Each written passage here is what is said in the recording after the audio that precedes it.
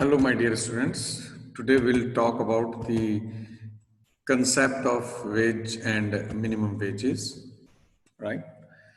So this is video lecture number 3 of Unit 1, Labor Law, second paper under Minimum Wages Act 1948.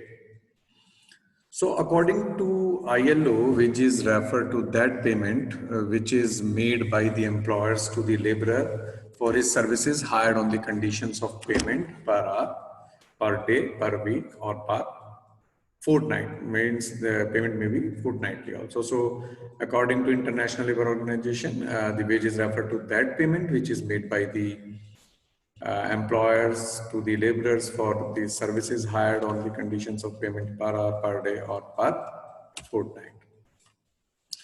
And wages refer to that reward which is received from the employer for the services rendered by the laborer per week, per month, per fortnight, or per unit.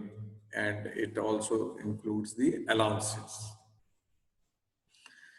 So far, the classification of wages are concerned, we can classify the wages to subsistence wage or the minimum wage. When we talk about the subsistence wage, we find that the wage that can meet only bare physical needs of a worker and his family is called the subsistence wage. Means just managing the physical needs of the worker and the family. We call that the subsistence wage. And when we talk about the minimum wage, the Justice Higgins propounded the concept of minimum wage as the irreducible level of wage paid to an unskilled worker, considering him a human being living in a civilized society. And in this single sentence, he indicated three important considerations, namely, the minimum wage is an irreducible level which cannot be further reduced. Means below that you cannot go. Means whatever you are paying as a minimum wage, it is irreducible level and you cannot reduce it further, because below that and it would be difficult for a labor to manage the living as a human being, because he is a member of a civilized society also, right? And in this definition given by Justice Higgins, the second is it is paid to an unskilled worker who has not undergone any expensive training to acquire skills. Means when we are talking about the minimum wages, so whatever he is, or the laborer or the worker is getting, right? So he is because it's a irreducible level of wage and we are paying it to an unskilled worker. So secondly, it's an unskilled worker who has not undergone any expensive training to acquire skills. And thirdly, the worker is to be considered a human being living in a civilized society, and therefore he is entitled to same basic needs of food, clothing, shelter, which any other human being requires. And thus, according to the Justice Higgins, a minimum wage is that irreducible wage which should enable the worker to get three basic necessities of life, namely the food, shelter, and clothing, or food, clothing, and shelter, right? So because the worker is to be considered as a human being living in a civilized society, and he is entitled to the same basic needs of food, clothing, and shelter which any other human being can being requires, right? So thus, according to the Justice Higgins, a minimum wage is that irreducible wage which should enable the workers to get three basic necessities of life, namely food, clothing, and shelter. So far, the definition of the wage is concerned. In the ordinary language, the term wages implies reward to the laborers for the services rendered by them, and it may be paid daily, weekly, fortnightly, monthly, per hour, per unit, right? And services rendered by the laborer include both physical and mental services. And in the words of Benham, wages are a sum of money paid under contract by an employer to a worker for services rendered. So whatever services are being rendered by the worker to the employer, right? So in lieu of those services, wages are a sum of money paid under the contract by an employer to the worker. When we talk about the fair wage is an adjustable step that moves up according to the capacity of the industry to pay and the prevailing rates of wages in the area of industry. So it is as per the capacity of the industry to pay and the prevailing rates of wages in the area of industry. So it's an adjustable step, we call that.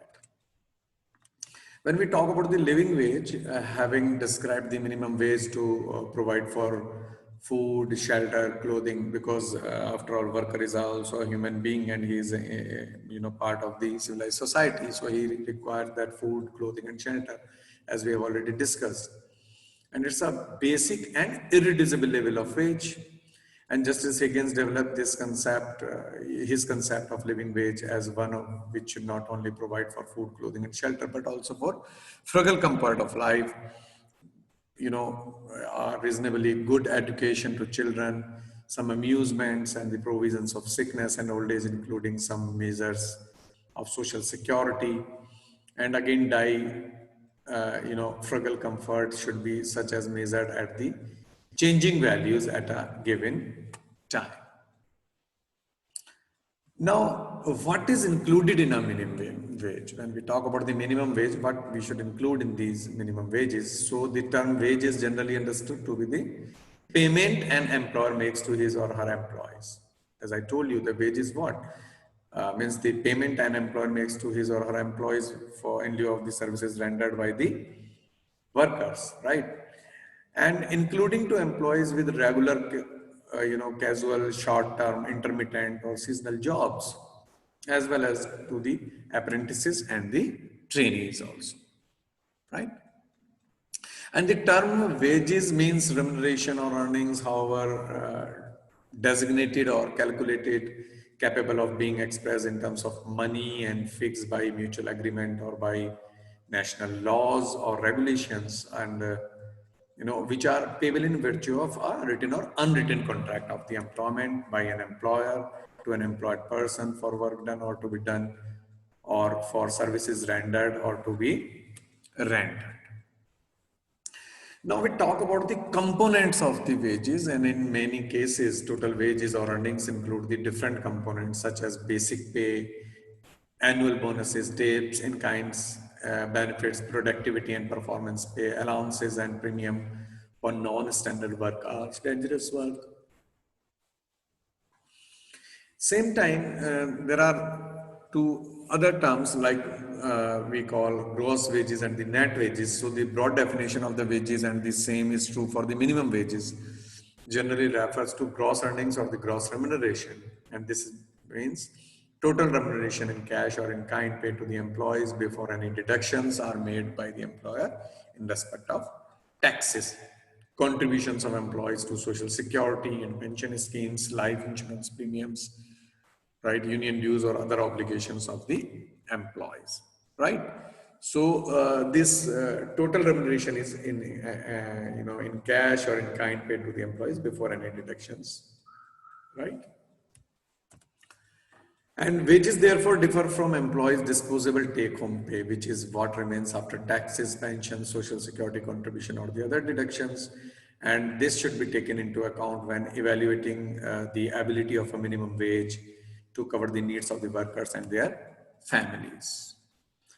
So this is all, my dear students. So far the minimum wages concept is concerned, or the wages concept is concerned, right?